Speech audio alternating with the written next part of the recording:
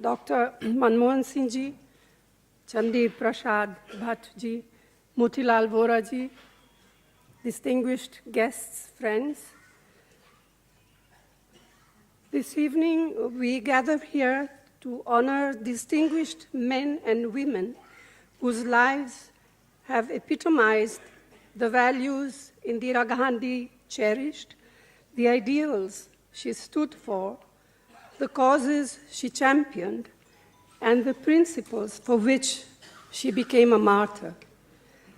National integration was one of Indira ji's many passions, but unlike those in the ruling establishment now, she did not equate unity with uniformity.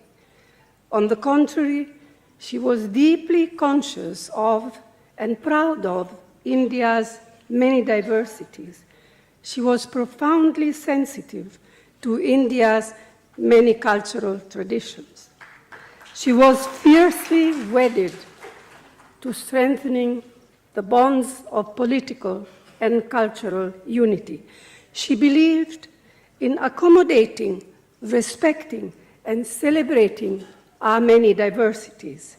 She also recognized that without just economic and social policies that actively promoted equity and inclusiveness, India could not develop and prosper.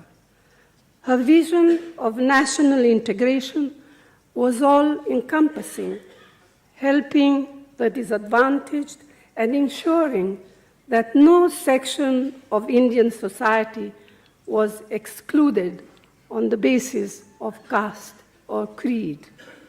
The fundamental assumptions that guided our freedom struggle and inspired our country after independence are now being called into question.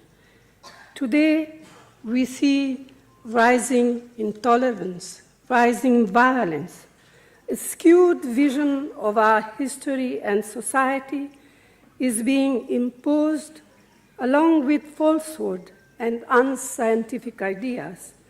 All this is the antithesis of the liberal, secular, and democratic foundations of our country. If national integration was one of Indira Gandhi's passions, the preservation of India's rich and wonderful biodiversity was a vision far ahead of its time. She strove for economic development, but it was a steadfast conviction that the means must not disturb what she used to often call ecological balance. Economic growth must not mean the destruction of the environment. So it is most appropriate that today we honor Chandi Prasad Bhatt, a true Gandhian, a man whose entire life has been shaped by the Sarvodaya philosophy. For well over a century, he has been a relentless fighter for the protection of our forests, our rivers, our mountains, and of our natural heritage.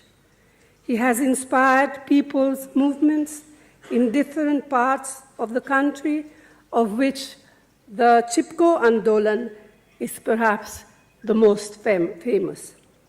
This agitation had a huge impact on Indira Gandhi's own thinking and led to the historic Forest Conservation Act of 1980. There is a fact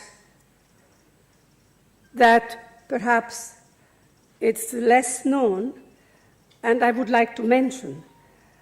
In the mid-70s, Chandi Prasad ji was also the savior of the sacred temple of Badrinath. There had been, at that time, a plan to embellish the temple, to modernize it, so to speak, by tampering with its original structure. He led a protest against the plan involving the people of the area, men, women, and young people, and as a result, the historically unique architectural style of Badrinath was preserved.